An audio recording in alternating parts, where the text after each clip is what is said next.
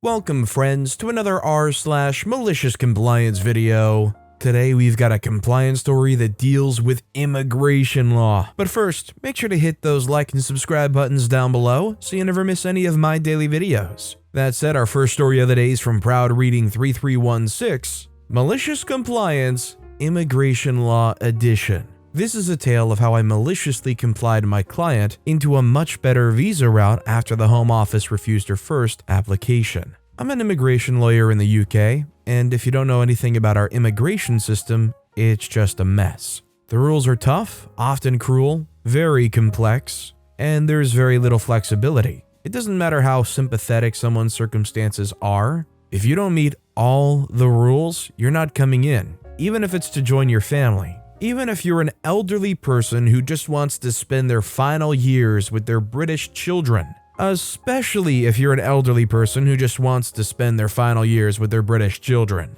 Enter Doris, not a real name. Doris is a 93-year-old Australian citizen who lives alone in a nursing home. All her children are in the UK.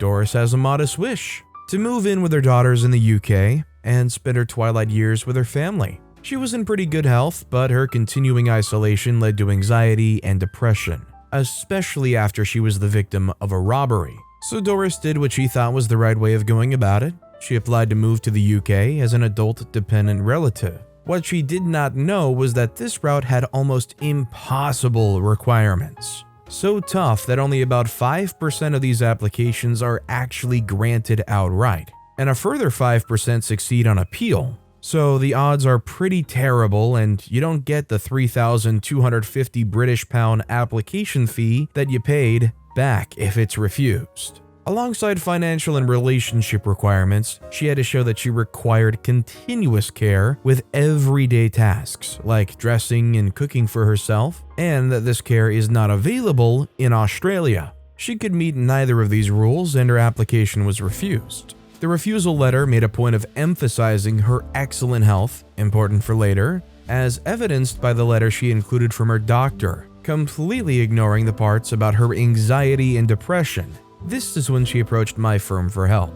Now, appealing this decision would have been a waste of time. She clearly didn't need the constant care with everyday tasks, and any care that she might have needed could be found in Australia. But after speaking with Doris, we realized something. Not only was she a Commonwealth citizen, as a citizen of Australia, but both her grandparents were born in the UK. So, we hatched a plan. The plan, what Doris didn't know is there's another visa she might be eligible for, UK ancestry. To meet the requirements, she had to be a Commonwealth citizen and have at least one grandparent born in the UK. Done and done. However, this was technically a work visa, so she had to intend to work in the UK, and she was very much retired. The thing about the UK ancestry route is that the Commonwealth citizenship / UK-born grandparent requirements mean that overwhelmingly the people who qualify for this route are white. And because our immigration system is somewhat racist, that means that many aspects of this visa are very generous or even lax compared to other routes. You get a 5-year visa straight away, instead of having a 2.5-year one that has to be renewed at extortionate prices before you can qualify for permanent residence. Even the application fee is lower than other categories. Crucially, when it comes to the work aspect, you don't need to be sponsored by an employer. You don't need to work a certain number of hours. The work can be on and off, and even volunteering counts as work. This will be important later. The malicious compliance. You say Doris is in such great health that she doesn't qualify for an adult dependent relative visa? Okay, cool. She'll apply for a work visa then. Since the work could be volunteering, she reached out to a community center in the UK and offered to volunteer at a lunch service they provided for the elderly. The center was thrilled to have a new volunteer and wrote her a letter confirming this. After preparing all of the other documents, including some going as far back as the 19th century, like her grandparents' birth certificates, we were almost ready to go. All that remained was our covering letter. After outlining how she met all of the requirements, I couldn't resist quoting from her previous refusal letter about her excellent health, and explaining that given that Doris would now be working in the UK, I also provided details of the few hours a week she would be volunteering at the community center and reminded them that their own guidance says that they cannot discriminate by age. Her visa was granted and she's now joined her family in the UK, as she wanted all along. And all she has to do to apply for permanent residence in 5 years' time is volunteer for a few hours a week. It's worth pointing out that the reason the adult dependent relative rules are so stringent is because in 2012, the Home Office decided that it's costing the country too much to allow elderly parents to settle here, as they were considered a drain on the NHS, our universal healthcare system that's free at the point of use. So the rules were changed to make it almost impossible for them to move to the UK. This is despite the fact that prior to the rule change, only about 2,000 people used this route to move to the UK. But there was nothing they could do to stop this 93-year-old in excellent health from joining her family here on this work visa. Honestly, the restrictions between a lot of places like that are almost depressing in a way, especially in this day and age where it's a lot more likely that somebody has a long distance thing going on. I mean, we're all more connected than ever, and there's a real inability sometimes to spend some meaningful time with somebody you love because, frankly, they don't want you there at all. Do you guys believe that there should be an exception to the rule where elderly parents can move into a country to stay with their citizen kids, even if they aren't citizens themselves? Or are the rules there for a good reason? Let me know what you guys think in the comments down below. Our next story is from Biohazard 186. Well, she did exactly as I asked. Honestly, the compliance probably wasn't malicious, but I don't know of a better sub for this story. And I finally have one, so I'm going to tell it. So, my job has me traveling to nearby cities for property appraisal. My team and I will stay in a particular city for a couple of weeks, and then move on until we come back around 2 years later. A lot of these cities are tiny, think populations less than 5,000. Because these towns are so small, lunch options are few, so we end up picking one we like and sticking to it. We joke about what the staff might think. A group of strangers suddenly visiting the place every day like clockwork for a few weeks, and then disappearing, never to be seen again. The restaurant in the city we're about to leave, a little Mexican place, has a surprisingly diverse menu. So I've been able to try something different every time we visited. One of their items I've gotten a few times, a cheeseburger with chopped grilled veggies and bacon on it. From my coworkers' experiences, the cook staff is pretty open to customizing the order. So since this is the last time I'll get to eat their food, I decided I would change it up a little and have them put some of their really good queso on the burger. So the waitress, a middle-aged Mexican woman, comes to take our order. I say, "I'd like the Mexi burger, please, and could you put queso on it, please?" The waitress says, "Queso?" raising an eyebrow at me. I say, "Yes, please, that queso is good." She says okay, takes our menus and goes to enter our order. A few minutes go by and another, much younger waitress comes back to our table to get clarification. Waitress 2 says, "Did you want the queso on your burger or did you want it on the side?" Me, thinking for a second, said, "On the burger." She says okay, and hurries off in the kitchen. A few more minutes pass, and the first waitress puts my plate in front of me, and I instantly start laughing. Y'all, she thought I wanted a smothered burger. I couldn't even be mad. I guess I should have made sure they understood that I wanted them to use the queso as a condiment. And while it didn't come out quite like I wanted, the burger did taste good with the queso. So basically all they did was make the whole burger and then just dumped the queso on everything, bun and all. I mean, I'm not a picky eater. That still sounds pretty good to me, but it's a lot more disappointing than if you could just actually pick up the burger. I also love me some queso, and that does sound pretty darn good. Our next story is from Rakuken. My coworker took a long break and said she didn't care if I did the same. So I did. Many years ago, I worked at a gas station. It wasn't a big fancy station. No, it was a satellite of a grocery store. Nothing more than a tiny kiosk next to a dozen pumps. I have a lot of stories about that place, but only one is really appropriate for this sub. My coworkers ranged from cool to worthless. This story is about one of the worthless ones. Let's call her Sandy. Sandy was fairly new to our kiosk, but not to the job, having transferred over from another gas station in the company. Right out of the gate, this was a problem. She had her way of doing things and we had ours. Naturally, Sandy expected all of her new coworkers to change to suit her, not the other way around. One day, it was me and Sandy on the afternoon shift. There were only ever 2 employees, only enough space for 2 people in that shack of a gas station, so we covered each other's breaks. Normally, because I'm a team player, I would take my breaks in the little office in the back. If my coworkers needed me, all they had to do was yell. But on that particular Friday, Sandy and I had a problem. She decided to take both of her breaks at once. It wasn't uncommon for us to take a 45-minute break instead of a half and 15, but it was something we had to clear with our coworkers before doing. It was also against company policy, but we didn't really give a darn about that. An hour before rush hour, the busiest time of the day with the largest concentration of crappy customers, she wanted to take her break. That's fine, nothing wrong. I told her I would take my half hour after hers, and then we would both run tills for the rush.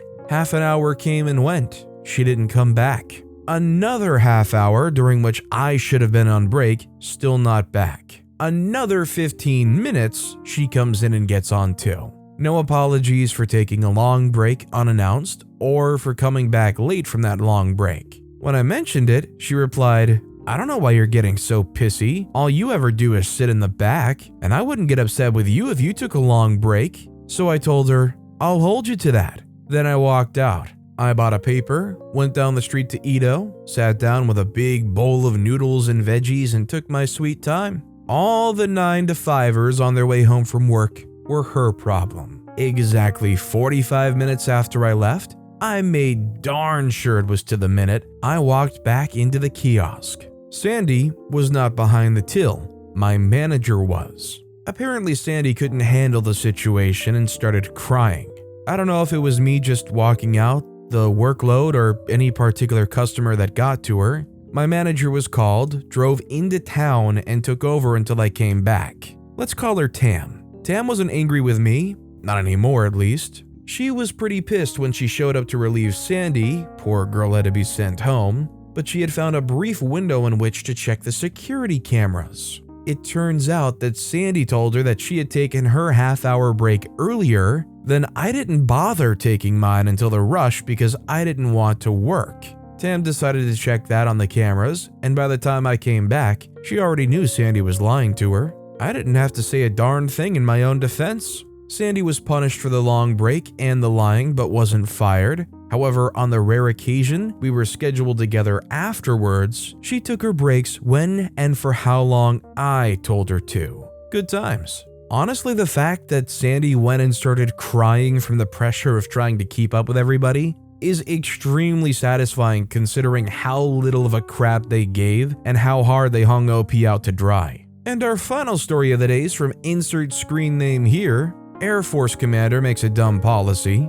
We all follow it to the letter out of spite, and the commander gets taken down a few pegs by the local chief of police. While I was in the Air Force, we had a commander that was all about looking great to the public and nothing else. He didn't care for morale, personal time, or his troops in any way, shape, or form. In fact, he became our commander as a punishment when he was caught banging a deployed enlisted member's wife. He came from a family of a few 2- and 3-star generals, and because he got in trouble, he was forced to command our crappy squadron with a forced retirement at lieutenant colonel after 2 years. So basically, he hated us, and we hated him the moment we saw each other. We knew how he got in trouble before he got to us, and we didn't take too kindly to it. For context, I was security forces, police, and part of our job is manning the gates and checking IDs for people to come in. There was always a morning rush from everyone coming into work at the same time that would cause traffic to back up.